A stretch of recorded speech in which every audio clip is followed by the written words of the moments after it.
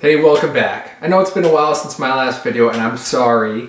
My computer crashed that had my videos on it, so typically what I'll do is I'll record 3 or 4 videos, I'll edit them, and then I'll upload them after I'm done editing them. What happened after I uploaded the last video was that it crashed, lost that stuff, so now I'm trying to recover it, and when I do, then I'll upload those videos. And then also I had, third year was going on and I was preparing for step 2, and that combined with family, that was taking all my time. So I enjoy making these videos, but my career and family will always take precedence over that. So with that being said, let's talk about Student Doctor Network. The Student Doctor Network is a health education forum where people go on to discuss things related to pre-med or med school, dentistry, audiology, etc. It's probably the most used pre-med online resource, and used right, I think it can be a big help. I mean, it's a free website that's run and operated by volunteers who are medical students and faculty, maybe. But it can be a help. It can also be a big hindrance. So today we're going to talk about the good, the bad, and the ugly of Student Doctor Network. So let's start with the good. So the first thing you'll notice when you go on the website is these articles on the front page that are written by volunteers. I've read some of them, and I found some without much substance. But then I found a lot of others to be insightful. For example, they'll have articles on avoiding burnout or what the average day in the life of a medical student or resident is, and those are actually kind of fun to read. Second, that I find helpful on Student Doctor Network are the school-specific discussions. So once you go into the forums, medical, pre-med, you go on there and you can click on the school-specific discussions, and it has an individual forum for each different med school in the US, which is great. People will go and they'll post the prompts for the secondary application on there early in the application cycle. So that way, let's say you submit your primary application, you're waiting for secondaries to come back. They tend to come back in waves and they hit you all really quickly, and you're supposed to have these back within a couple weeks. All you have to do is type your answers ahead of time from the prompts that you saw on the website, and then when you get your secondary application, you can just copy and paste what you've already written into the prompts that they send you.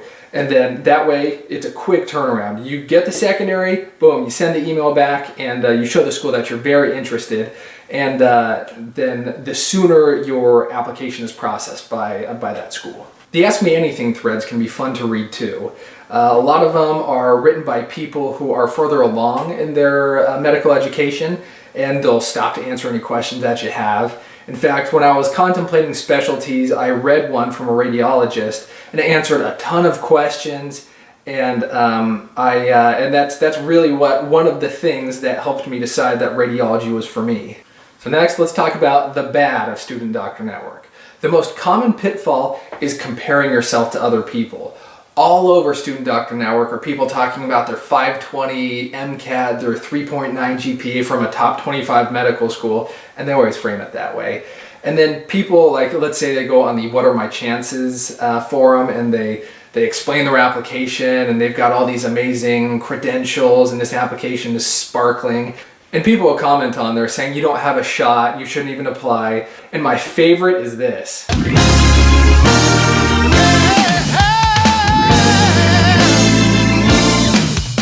So on the main forums, you'll see a lot of discussions on MD versus DO, school rankings, and politics. All of those discussions devolve into this. My last recommendation on there is to avoid the desperation. So you see a lot of people complaining on there about having bad grades or a bad MCAT score and what they should do, and they're looking for encouragement from online, when really the internet is full of a bunch of trolls and people that don't really want to make you feel that good about yourself. Student Doctor Network has gotten better over the years. It's not as toxic as it used to be, but there are still a lot of trolls on there. And so don't share what you don't need to share.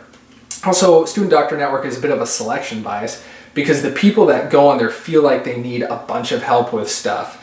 I mean, Everyone does to some extent, but the people that are always on that website are the type that are always on it, so they're not studying, so they're not doing well in their classes. So then they go back to the website looking for commiseration or something like that from the internet, and that's not a good idea. And finally, let's talk about the maybe. These are things that the benefit will probably outweigh the cost of going on there for. So the first example is making your school list. So what you can do is go, yes, you say your MCAT score, you say your GPA. If you're not comfortable with that, don't do that. A lot of trolls. But otherwise, there are a few people on that website like Goro or Faha. They make decent lists based on your stats of schools that you would be competitive at. So the MSAR is the best resource for this, just MSAR. You can just type that in and you'll find it. It gives you the percentiles for like the 10th percentile, the 90th percentile for MCAT scores and GPAs of all these different schools. So that's the best resource for this. If you're trying to get a little more creative with your list, Student Doctor Network isn't bad. In fact, I'm going to make a video pretty soon coming up about general rules to follow when making your school list. And that's pretty fun. That's making your list of schools to apply to is a blast. Another maybe is asking very specific questions on the general forum. Going on there and asking a unique question that you are having a hard time finding the answer to anywhere else, it's a good place to do it. But your answer should be very specific where you can get a very direct response. Asking broad range things or really opinion-based questions or anything that's a political hot button, I would avoid because it's just going to turn into the dumpster fire.